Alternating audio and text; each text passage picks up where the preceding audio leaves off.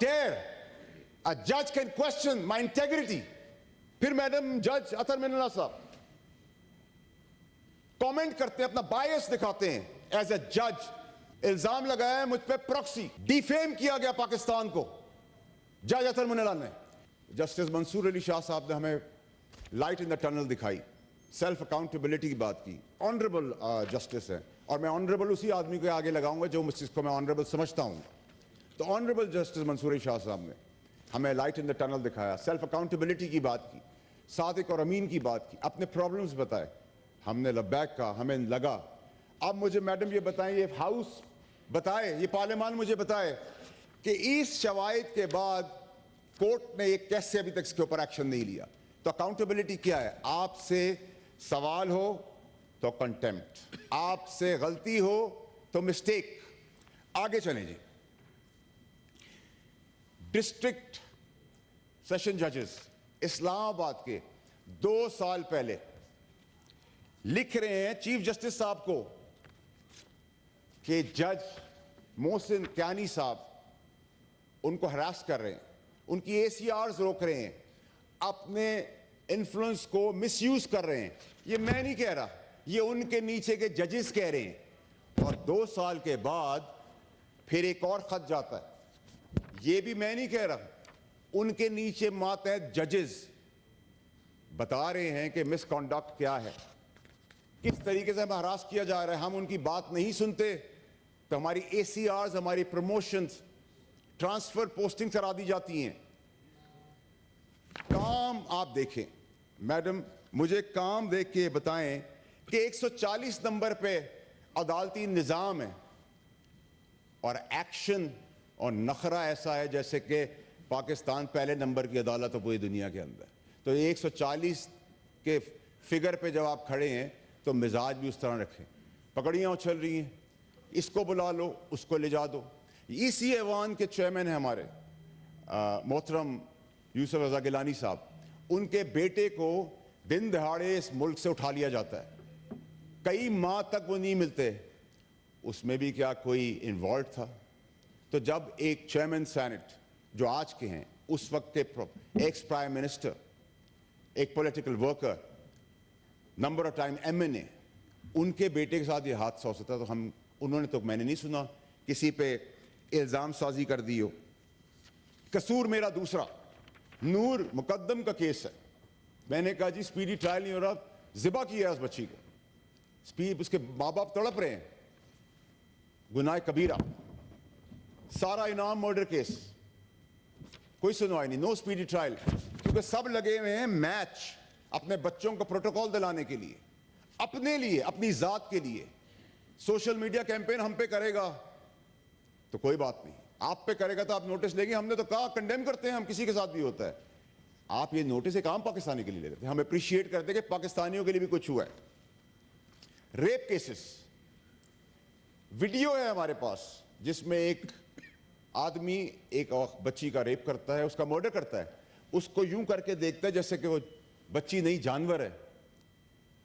उस पर कोई एक्शन नहीं है, कोई सुनवाई नहीं, क्योंकि उसके पास लोग हैं। चले जी आगे बढ़ जाते हैं। जज साहब की बेगम साहिबा एक बच्ची पे टॉर्चर करती है, टॉर्चर करने के बाद उसके इतना मारती कि उसके सर में कीड़े पड़ जाते हैं। तो जो जज अपने घर के अंदर इस तरह की बर्बरियत देख सकता है, वो क्या इंसाफ बाहर देगा। और जब उनकी बेगम पे बात आई तो पहले तो पुलिस मखलूद हो चुकी थी, वो उठाए पकड़ नहीं पा रही थी, उनको जमीन निकल गई, आसमान उगल गया, किसी को नहीं पता चल रहा था। फिर वो आई और उसके बाद वो केस भी आगे चला गया। अब ये सादिक और अमीन भी यही हैं, सर्टिफिकेट्स भी यही हमें देते हैं। हमें बोलते हैं कि हम वोट लेके आए हैं, लेकिन सादिक अमीन का सर्टिफिकेट हम देंगे। चलें जी, एक लैंड क्रूजर के अंदर एक पुलिस वाले कांस्टेबल को वीडियो है, वो जान से मार देता है, वीडियो है। कोर्ट्स बाइज्जत बरी कर देती है क्योंकि एविडेंस नहीं है। एक अंधे, बहरे, गूंगे को भी पता है कि वीडियो चल रही है, लेकिन कोई सुनवाई नहीं। चलें जी, हमने बहुत बड़ा ये भी गुनाह कर लिया कबीरा। मैंने सस्ती रोटी पे मैंने बहुत आवाज उठाई। सस्ती रोटी क्या हमें आपको प्रॉब्लम है? अल्हम्दुलिल्लाह नहीं। अगर एक गरीब को एक रोटी की जगह 2 रोटी मिल रही तो स्टे ऑर्डर दिया आपने, कमाल स्टे ऑर्डर दिया। 2700 अरब रुपए पे स्टे ऑर्डर्स हैं, यहां एक एक कौड़ी के पीछे हम भाग रहे हैं, उसकी सुनवाई कोई नहीं। इलेक्ट्रिक बाइक्स दी गई, गरीब आदमी को कुछ देने की कोशिश की गई, तो जवाब आया कि वन व्हीलिंग होगी, खवातीन को छेड़ेंगे। तो भाई यहां तो खवातीन को मर्डर और रेप करने वाले एजुकेटेड लोग हैं, तालीम याफ्ता लोग हैं, तो क्या तालीम भी बंद कर दें, अंधेरों के कुएं में चले जाएं? माइंड सेट आप देखिए, just imagine what all is going on. आगे चलें जी। भुट्टो साहब को फांसी दे दी गई 46 साल बाद। मेरी पैदाइश से पहले ही मुझे पता था कि उनके साथ जुडिशल मर्डर हुआ है। भुट्टो साहब को फांसी दे दी गई।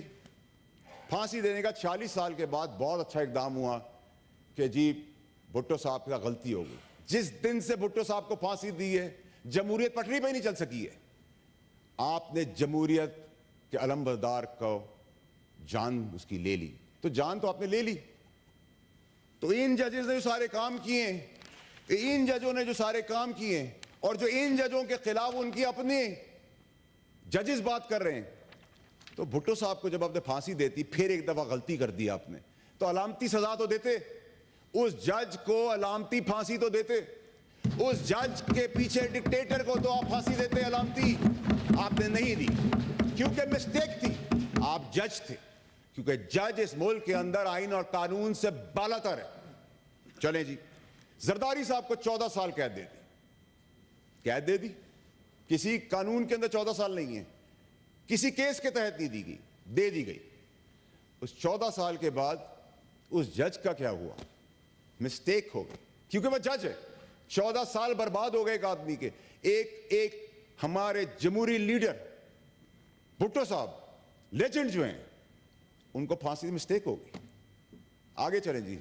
नवाज शरीफ साहब को ओवर द काउंटर पे पैसे ना लेने पर, यह एक नया कानून था, ओवर द पैसे ना लेने पर बच्चे से पैसे नहीं लिए, ले लिए होते, नहीं लिए, नहीं लेने पे ब्लैक लॉ डिक्शनरी इजाद हुई और उनको 2/3 मेजॉरिटी वाले प्राइम मिनिस्टर को डिबार कर दिया जाता है।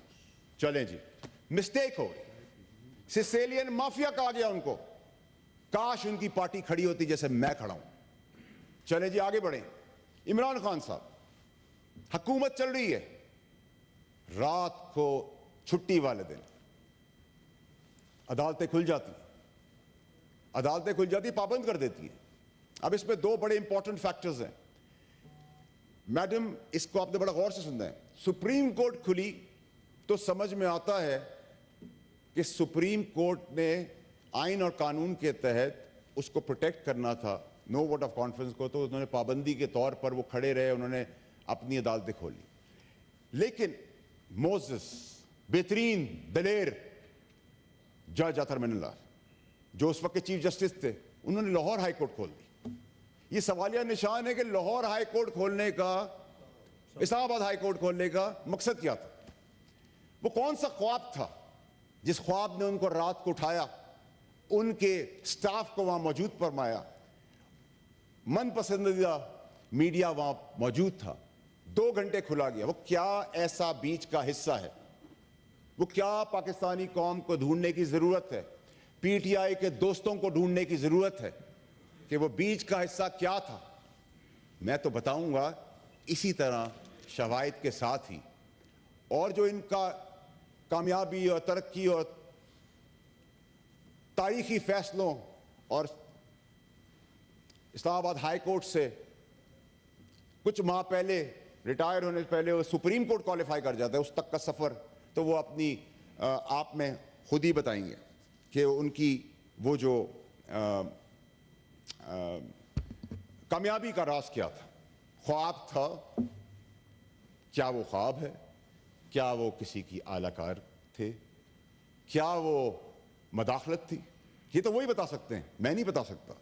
अब आ जाएं जी कंटेम्प्ट के ऊपर। मैडम, कंटेम्प्ट होता है, एक पार्टी जाती है सुप्रीम कोर्ट के बाहर, डंडे, गुलेल, पत्थर और पता नहीं क्या क्या, वहां तकरीर की जाती है कि निकालो, हम घसीट के बाहर निकालेंगे। ना कंटेम्प्ट होता है, ना जेल होती है, ना सजा होती है, क्योंकि बहादुर, बड़े दिल के मालिक वहां बैठे हुए थे।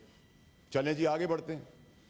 एक पार्टी नाम ले ले के गालियां देती है, एब्यूजिव लैंग्वेज यूज करती है, ऐसे रिमार्क्स यूज करती है कि हम यहां अपने फोन्स पे भी अकेले बैठ के नहीं देखते, कोई एक्शन नहीं।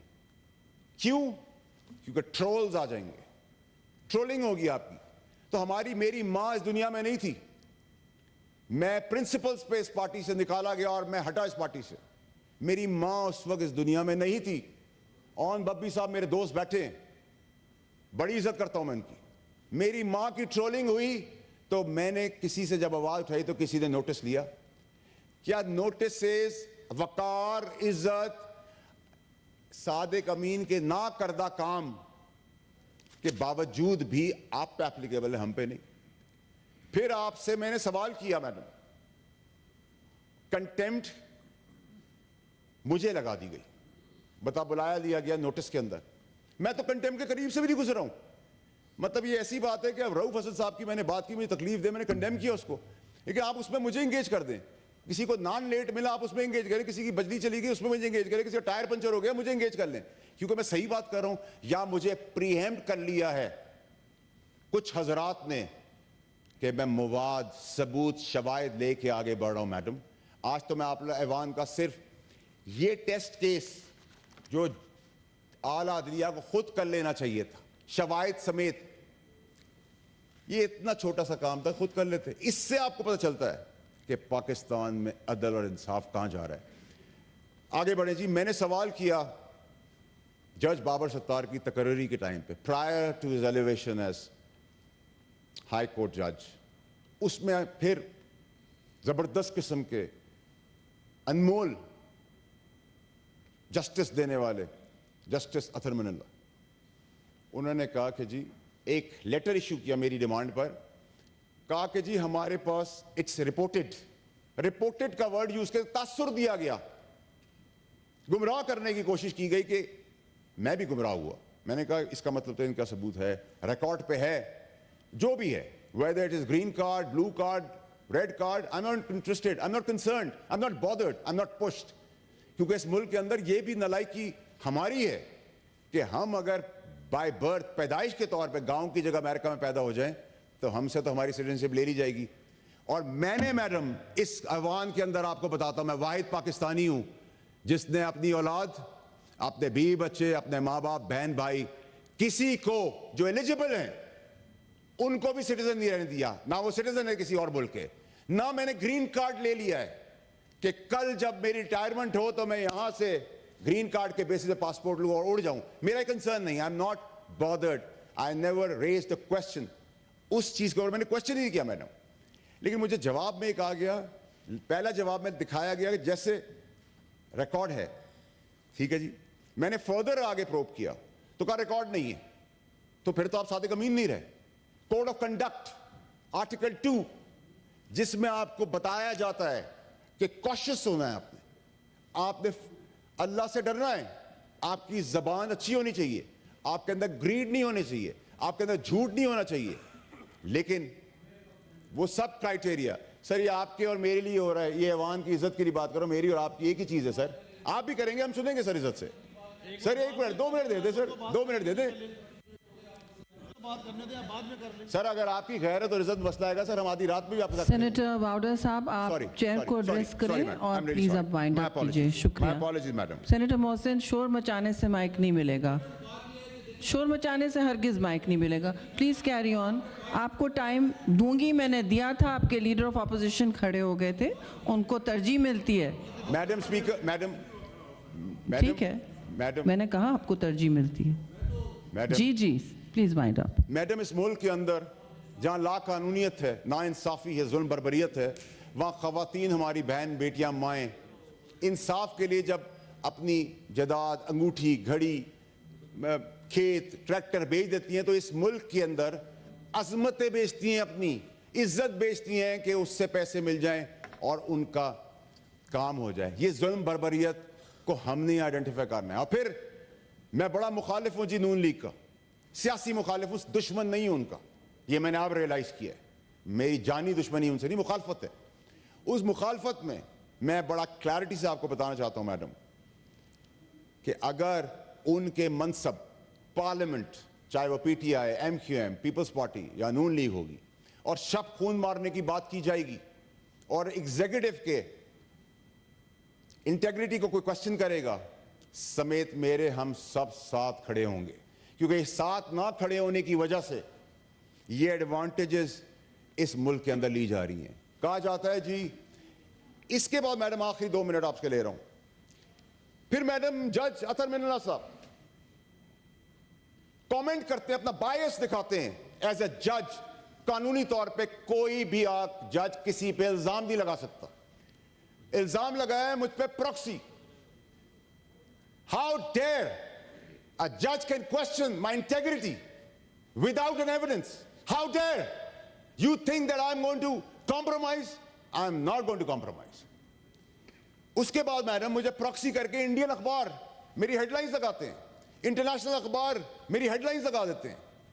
मैं प्रॉक्सी कहला रहा हूं। डिफेम किया गया पाकिस्तान को, जज अतर मिनल्ला ने डिफेम किया मेरी इंटेग्रिटी को, क्वेश्चन किया मेरी इंटेग्रिटी को।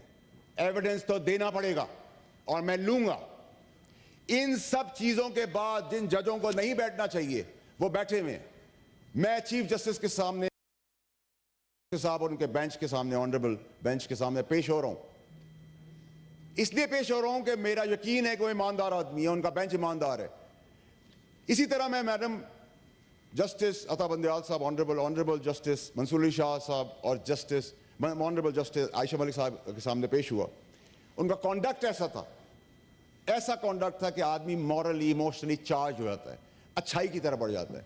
मुझे उन्होंने जब 2 दफा बर्बरियत से मुझे डिस्क्वालीफाई किया गया अनप्रेसिडेंटेड वे में, नो ट्रायल, क्योंकि जज अतर मिनल्ला को मुझे इंसाफ नहीं देना था, बायस था और बोग्स इतना था कि मुझे प्रॉक्सी भी कह दिया। So it's a long history, although I don't know him. तो जब मैं उनके आगे पेश हुआ ऑनरेबल जजेस के सामने सुप्रीम कोर्ट में, तो उन्होंने मुझे कहा आप इसको रिग्रेट करते हैं? मैंने कहा नहीं जी, मैं 10 कदम और आगे बताऊं। रिग्रेट के साथ I will add N apology, उसके साथ आई विल ऐड अपना रेजिग्नेशन कि मेरी पार्टी की सीट है, मैं वापस करता हूं, कि उनकी अमानत थी वो। कहने का मकसद है कि आप जब किसी के ऊपर जुर्म साबित हो और जब मुजरिम निकल रहा हो सजा लेकर, तो उसको पता हो कि मैं एक अच्छा इंसान बन जाऊंगा, ना कि जो हमारा ये निज़ाम चल रहा है दहशतगर्द बन जाएंगे लोग। कल जिस किस्म की जबान इस्तेमाल की गई, और उन जज साहब के लिए, मोहसिन नक्कानी साहब के लिए, उनकी अदालत के लोग, उनके जूनियर्स उन पे वो तोहमतें लगा रहे हैं कि हम तो सोच भी नहीं सकते। मैडम, तो फिर आप पाकिस्तान में किस जस्टिस की बात कर रहे हैं? अगर आप एग्जीक्यूटिव को कहते हैं, उसकी कैबिनेट को कहते हैं जिसका इम्यूनिटी है, हमें आप प्यार से बुलाएं, इज्जत से बुलाएं, हमारे पास इम्यूनिटी हो ना हो, हम आधी रात को आपके साथ खड़े होंगे। हम आपके वकार की बात कर रहे हैं।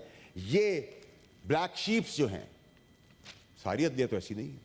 अगर आज आप टेम कर लें, आज इनके ऊपर अकाउंटेबिलिटी करें, जजों को सैक करें, शवाहिद भी यहाँ, सब कुछ यहाँ, लेकिन आप कहते हैं कि आप कंटेम्प्ट नॉन इनोसेंट लोगों को बुलाएंगे, उनको डिस्क्वालीफाई 2-2 दफा करेंगे, उस करदा सजा की देंगे जो सजा के गुनाह किया नहीं है। तो ये नहीं चलेगा। मेरे लिए भी मैडम वही कानून होगा जो एक जज के लिए होगा, जो आपके लिए होगा वो मेरे लिए होगा। आखिर में मैडम, जो मेरे साथ हुआ, वाइंड अप करते हुए मैडम, ये अथॉरिटी इस हाउस की है, हिस्टोरिकल डे है मेरे लिए। ये इस हाउस की अथॉरिटी है, इस हाउस के आगे मैं सरेंडर करता हूं lawfully as a law abiding citizen कि मैडम मेरी प्रॉक्सी कह के इंटेग्रिटी मजनू की गई है। इस ऐवान की इंटेग्रिटी को क्वेश्चन किया गया है। इस ऐवान की कोई हैसियत नहीं है, एक पाकिस्तानी की कोई हैसियत नहीं है।